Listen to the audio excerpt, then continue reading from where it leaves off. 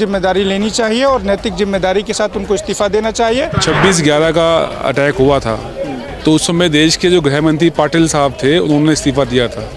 महाराष्ट्र के मुख्यमंत्री विलासराव देशमुख जी ने इस्तीफा दिया था।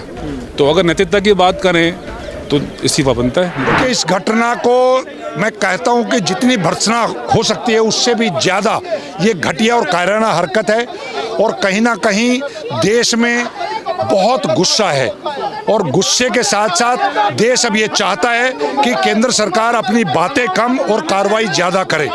पिछले लग रहा है सर अमित शाह जी वहाँ पहुँचे, उसके बाद कुछ लोग जो है जो उनके समर्थक हैं ट्विटर पर चला रहे हैं कि अमित शाह के तेवर देख के लग रहा है कुछ बड़ा होने वाला है। तो क्या लग रहा है प्रधानमंत्री मोदी जी भी अपना दौरा कैंसिल करके वापस भारत आए, एयरपोर्ट पे उन्होंने मीटिंग ली, तो कैसे आप देख रहे हैं? देखिए, जिस तरीके से देश की सरकार, देश के प्रधानमंत्री और देश की सरकार एक्टिव नज़र आ रही है, हम ये उम्मीद करते हैं और आम आदमी पार्टी की तरफ से ये मांग भी करते हैं कि देश की जनता का विश्वास दोबारा बनाए रखने के लिए ग्राउंड पे काम करना पड़ेगा। लेकिन सर आम आदमी पार्टी की तरफ से सवाल भी उठाए गए। जो अनुराग ढांडा है उन्होंने ये भी कहा कि फुल टाइम गृह मंत्री चाहिए। जो आज के जो गृह मंत्री है वो सरकार बनाने गिराने इन चीज़ों में ज़्यादा व्यस्त है। तो इसको लेकर आपका क्या कहना है और क्या कोई पॉलिटिकल जवाबदेही भी तय होनी चाहिए? देश में इतनी बड़ी घटना घट जाती है तो गृह मंत्रालय की इसके में जिम्मेदारी है। देखिए, पिछले 11 साल से मोदी जी की सरकार है और पिछले 6 साल से अमित शाह देश के गृह मंत्री हैं और देश के गृह मंत्री की जो जिम्मेवारियां हैं वो दिल्ली से लेकर किसी भी स्टेट में जहां लॉ एंड ऑर्डर सीधा केंद्र के पास है वहां वो पूरी तरीके से काम नहीं कर पा रहे हैं। बड़ी बड़ी स्टेटमेंट, सरकारों को तोड़ना, सरकारों को बनाना, उनमें उनका ज़्यादा समय लगता है। सबसे बड़ा एग्जाम्पल ये है कि 11 साल पहले जिस तरीके से आपने कश्मीर के बारे में बड़ी बड़ी स्टेटमेंट्स दी थी, 317 हटने के बाद ये कहा गया था वहाँ आतंकवाद खत्म हो जाएगा, क्या हुआ? क्या आपने नोटबंदी की तो कहा गया कि देश से पूरी तरीके से आतंकवाद का सफाया हो जाएगा, क्या वो खत्म हुआ? क्या आपने कश्मीर के 3 टुकड़े कर दिए, यूनिट टेरिटरी बना दी, उसके बाद आपने कहा कि वहाँ से आतंकवाद सफाया हो जाएगा, क्या सफाया हुआ? क्या वो हमारे कश्मीरी पंडित भाई वापस कश्मीर में जा पाए? क्या? तो इन सब पे जवाब देने की ज़रूरत है केंद्र सरकार को और इस घटना से पूरे देश की आत्मा को झंझोर दिया है। उन जो पर्यटक थे उनका कोई दोष नहीं था और ये पर्यटकों पे हमला, कश्मीरियों पे भी हमला है।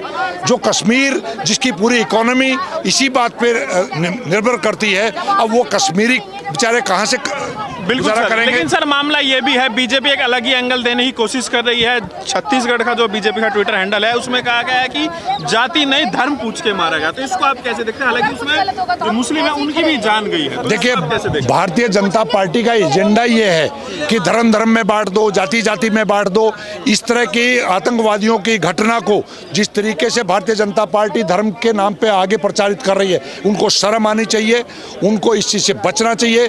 देश सभी जातियों और सब धर्म से मिलके बना है। हमारे देश के अंदर सब मिलके ही अच्छा सौहार्द बना सकते हैं और बनाना चाहिए। संजय राउत ने इस्तीफा मांगा है गृह मंत्री जी का कि गृह मंत्री इस्तीफा दे देश में जो घटना घटी हुई। देखिए, अभी तो समय ये है कि केंद्र सरकार को बिना समय बिताए सख्त कार्रवाई करनी चाहिए।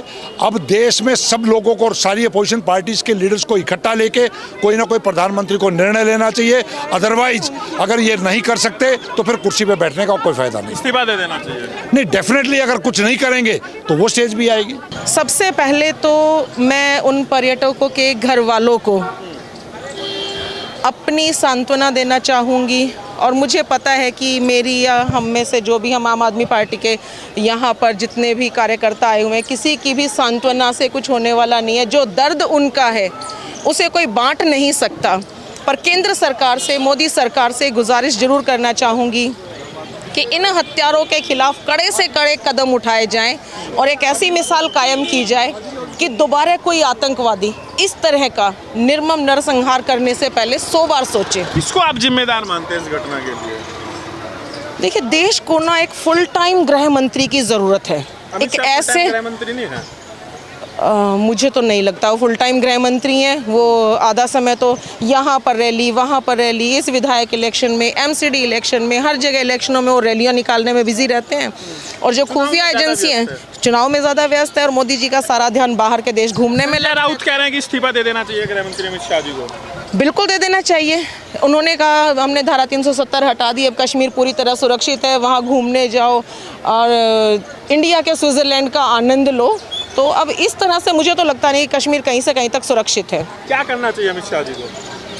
अमित शाह जी को सबसे पहले तो अगर वो कुछ करना ही चाहते हैं तो उन हत्यारों को तुरंत से तुरंत पकड़ करके कड़ी कार्रवाई करनी चाहिए और वो जो पर्यटक घूमने गए थे उनके माँ बाप के हवाले उन हत्यारों को कर देना चाहिए। जो फैसला उनका हो, एक ऐसी मिसाल कायम करनी चाहिए इस समय केंद्र सरकार को कि अगर आप तालिबान में जैसे होता है ना, हाथ के बदले हाथ, और आतंकवादी अगर किसी को मारे तो उनकी भी जान ली जाए, उन्हें तिहाड़ों में पकड़ करके उनको जमाई की तरह पाला न जाए। ये बहुत दुर्भाग्यपूर्ण है। पहले तो ये हम कहना चाहते हैं कि बहुत ही दुखद है। इससे जो है पूरा हमारा देश जो है इस घटना से हिला है और आज आम आदमी पार्टी, हम सब लोग जो है यहाँ जनता मंतर पे हैं, उन सभी जो लोग वहाँ जिनकी मृत्यु हुई उनको श्रद्धांजलि अर्पित करने के लिए यहाँ पर हम आए। और ये जो घटना है ये असलियत में जो दिखाता है, इससे समझ में आता है कि ये हमारे देश की एकता अखंडता के ऊपर हमला है।